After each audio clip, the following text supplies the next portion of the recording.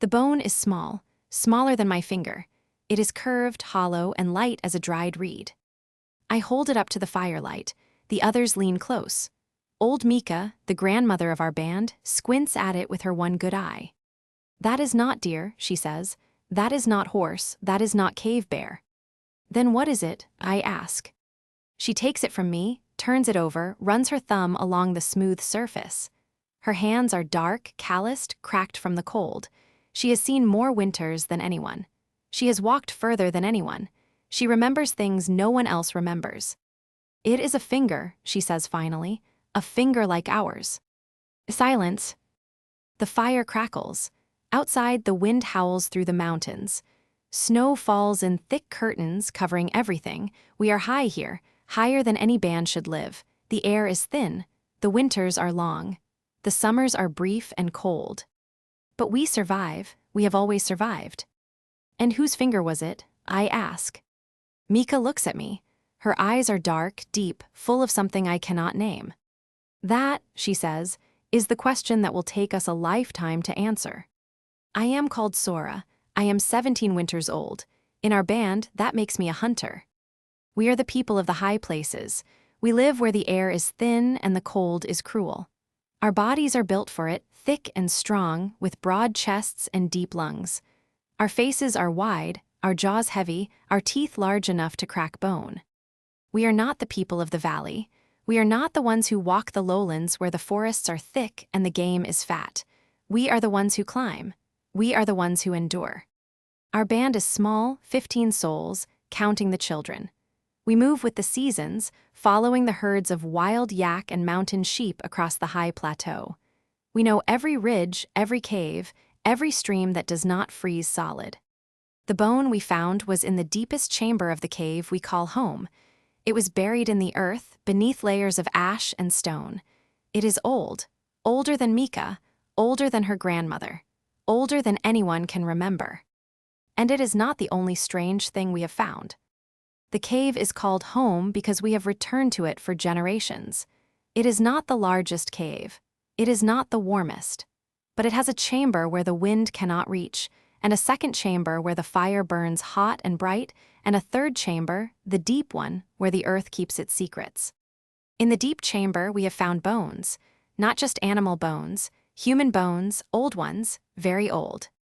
Mika says they are the bones of our ancestors, people who lived here before us, people who walked this land when the ice was thicker and the world was emptier. She says we are not the first to call this cave home, we are the latest, the most recent, the ones who carry the fire. And the finger bone, I found, is the oldest thing we have ever pulled from the earth. 3 days after we find the bone, strangers arrive. I see them first. I am on the ridge watching the valley below. The snow is falling hard, but through the white curtain I see movement. Shapes, figures, moving up the mountain. I signal to Kale, my hunting partner. He sees them too. "Strangers," he says, "many." We count 7, maybe 8. They are not like us. They are shorter, broader, with heavier brows and thicker bodies. Their skin is pale, their hair dark. They move with the confidence of people who know this land. Neanderthals. We have met them before. Not often, not in peace always. But we have learned that they are not the monsters the old stories claim. They hunt, they fish, they tend their dead. They make tools as fine as ours, sometimes finer. And sometimes, when the herds are thin and the cold is cruel, they come to us. Mika tells the story. Long ago, before her grandmother's grandmother, a band of Neanderthals came to this same cave. They were starving. Their hunt had failed. Their children were hungry. Our ancestors shared the meat. In return, the Neanderthals showed us a new way to work stone, a technique for making blades thinner, sharper, more precise. It was the beginning of something. An understanding between peoples who were different, but not so different. And sometimes, Mika says, the understanding went deeper than tools. The strangers reach our camp at dusk. We meet them at the edge of the snow, spears ready but not raised. Their leader steps forward. He is old, maybe 40. His face is weathered, his body thick with muscle and scar tissue. He speaks in a language that is almost like ours, but not quite. The sounds are different. The words are different. but the meaning is clear. We come in peace, we share fire. Mika nods. She steps forward, offering a piece of dried meat. He takes it. He offers a piece of his own, smoked fish, rare in the high places. We share fire that night. We share food. We share stories, though the words do not always match. The children play together, chasing each other around the fire, their laughter filling the cave. I watch them.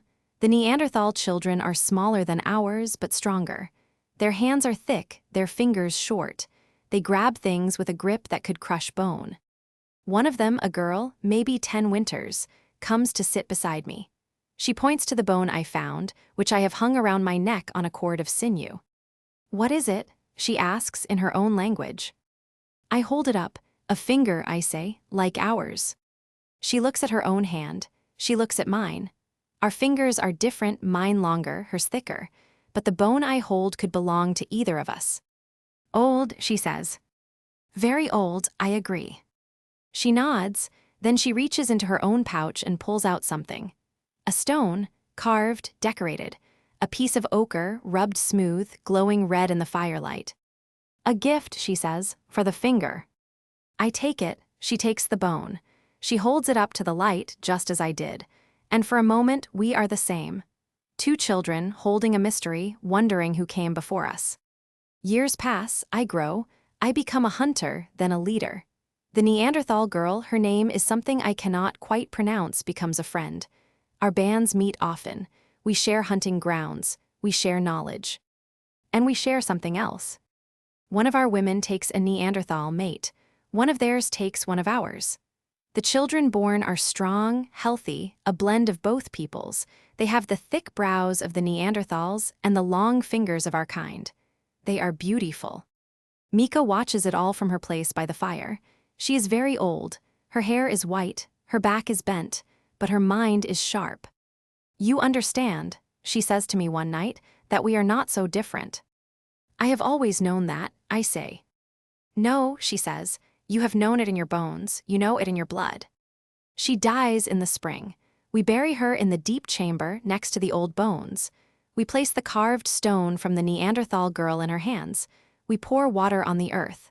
We speak her name. And we leave the finger bone with her. It belongs to the ancestors. It belongs to the story. I stand at the edge of the ridge. The wind is cold. The snow is falling. Below me, the valley stretches out, white and empty. Mika is gone. The Neanderthal girl is gone. The old ways are fading. But the fire still burns. And I hold in my hand a piece of ochre, red as blood, smooth as water, given to me by a friend who was different from me, but not so different. I place it in the fire. It glows, it crackles, it turns to ash. And I speak to the ancestors, to the ones who came before, to the ones who will come after. We were here, I say. We walked the high places. We shared fire with strangers. We gave our blood to the future. We were the people of the cold, the people who endured. The wind carries my words away. But the fire holds them. And somewhere, in a cave far to the north, in a layer of earth that will not be disturbed for 100,000 winters, a finger bone waits. It waits for the hands that will find it. It waits for the fire that will reveal its secret. It waits to tell the world who we were.